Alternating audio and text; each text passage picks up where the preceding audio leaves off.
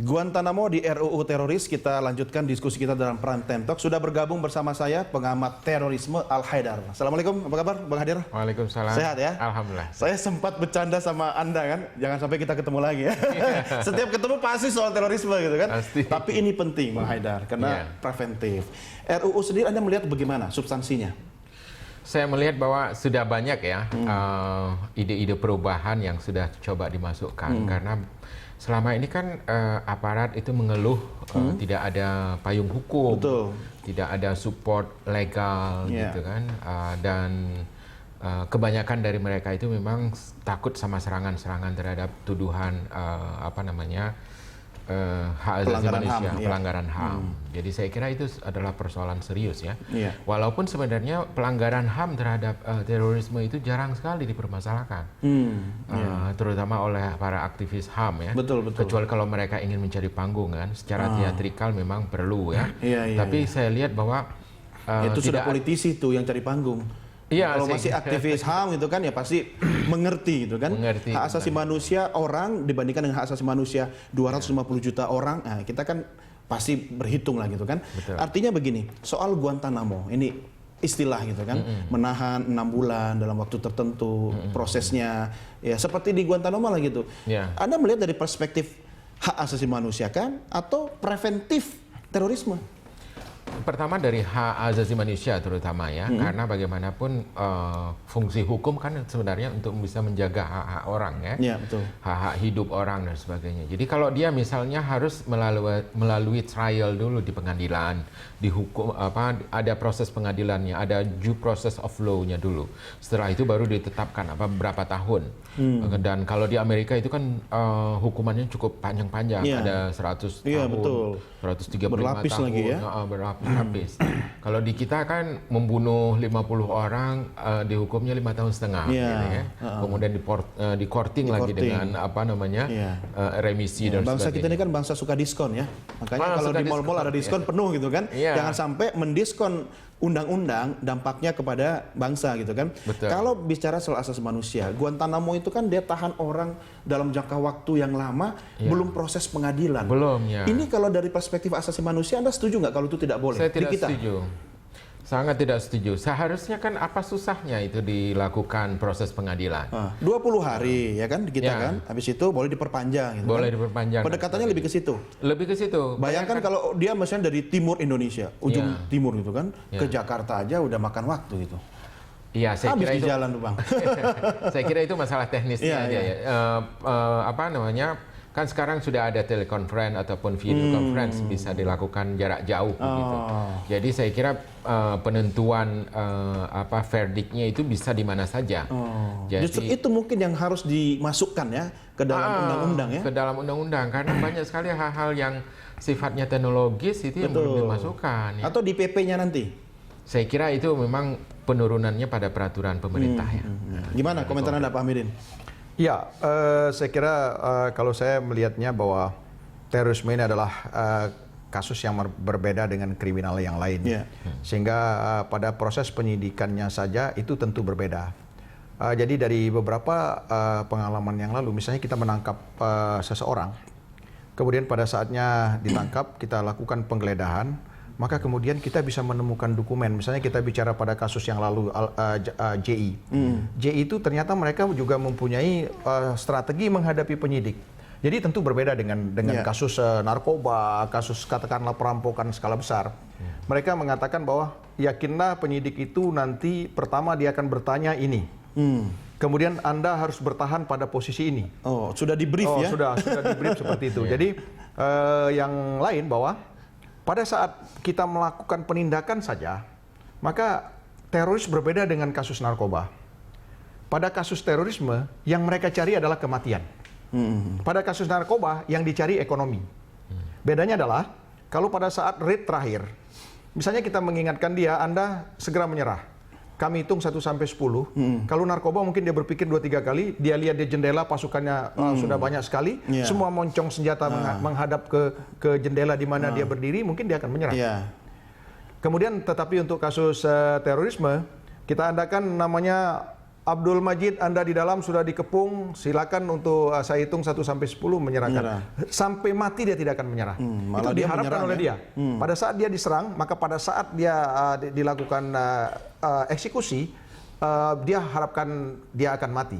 Kebanggaan bagi dia. Ya, pada saat ditangkap itu masih dalam situasi konfrontasi, dia harapkan dia mati di situ. Kita beberapa kali menemukan orang yang ditangkap, kemudian dia menyesal. Kemudian waktu itu Pak Kapolri juga menangani itu. Pak Kapolri waktu itu sebelum Kapolri beliau masih pada Kasubdan di Densus, itu menemukan ada teroris itu yang menangis. Kenapa Bapak tidak tembak saya?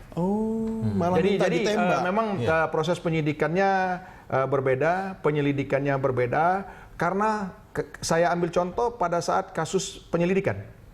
Dalam penyelidikan itu kita ada teknik yang namanya surveillance. Kita membuntuti dia. Kemudian pada saat kita buntuti, kalau pelaku kasus biasa itu sangat mudah. Kendaraannya kita tahu, kemudian orang yang membawa dia kita tahu, kalau ojek kita tahu, kita ikuti pasti dapat. Tetapi untuk kasus ini beda. Ternyata mereka mempunyai teknik dan kita menemukan dokumen itu. Pada saat Anda mau bergerak kemana, maka Anda jangan coba-coba hanya menggunakan satu kendaraan. Ganti-ganti. Misalnya dia naik ojek dari satu tempat, dia akan mungkin baru 100 meter dari tempat itu, dia akan tukar ojek. Dan dia tidak boleh banyak tahu kemana dia berangkat, kemudian dia berjalan lagi. Ada satu contoh yang menarik.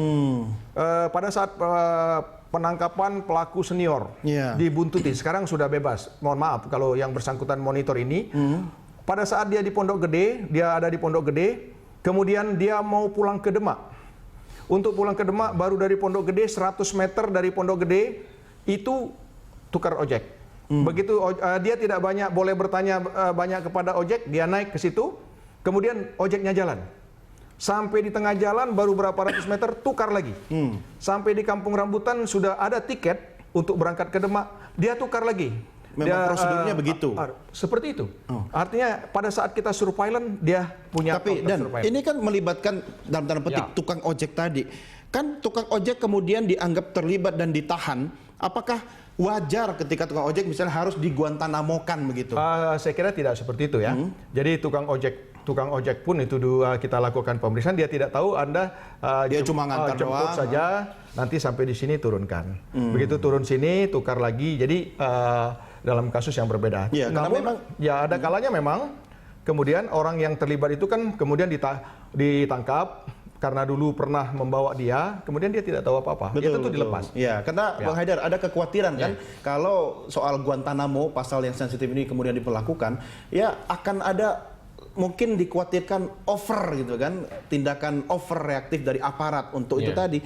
Bukankah kalau bicara soal ini tidak selesai dengan senjata?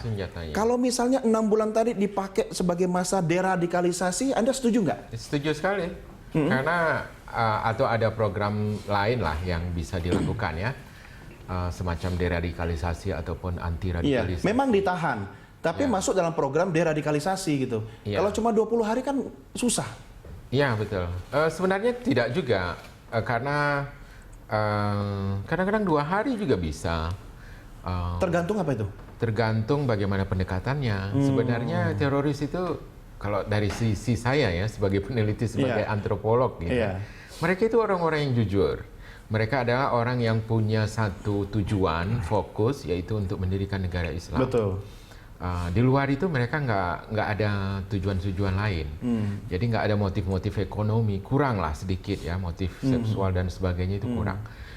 Motif yang paling besar mereka itu kan motif teologis. Betul. Mereka ingin mendirikan negara agama, ingin menjalankan syariat Islam, negara Islam begitu. Jadi saya kira memang ini yang perlu diajak ngobrol oleh penyidiknya. Iya, artinya kan kalau dianggap 6 bulan tanpa proses persidangan dianggap melanggar hak asasi manusia, ya mungkin perlu dipikirkan itu menjadi bagian dari proses deradikalisasi. Memungkinkan nggak, Pak? Jadi praktek deradikalisasi sebenarnya sudah kita lakukan. Saya kira deradikalisasi itu bukan hal mudah, merubah pikiran orang, mindset orang itu tidak bisa kita rubah. Saya menganalogkan begini, ada seseorang, dia ganteng sekali, tetapi punya istri. Bukan saya kan? Dia punya istri, tetapi ukurannya mungkin udah oversize. Kemudian jauh dari cantik, tetapi dihadapkan pada pilihan, dia tetap akan memilih itu. Betul. Itu halnya ideologi. Jadi untuk merubah ideologi ini, itu bukan untuk istri saya cantik. Ya, untuk merubah ideologi seseorang, apalagi ini kita bicara tentang teologi. Maka tidak mudah. Jadi tidak bisa karena saya direktur pencegahan, saya masuk kemudian itu langsung jadi. Mungkin bisa kerjasama dengan orang-orang seperti beliau, ya kan? Masuknya kan beda pendekatannya gitu kan? Apa sih yang harus dilakukan? Perlu pendekatan seperti apa? Apakah ini masuk psikologi kah atau teologi apa gitu, Bang? Ya lebih kepada komunikasi mungkin ya, ilmu komunikasi. Kalau ilmu psikologi saya lihat udah beberapa kali menunjukkan kegagalannya ya dalam menangani terorisme ini. Jadi saya kira memang ilmu komunikasi, antropologi itu jauh lebih tepat ya.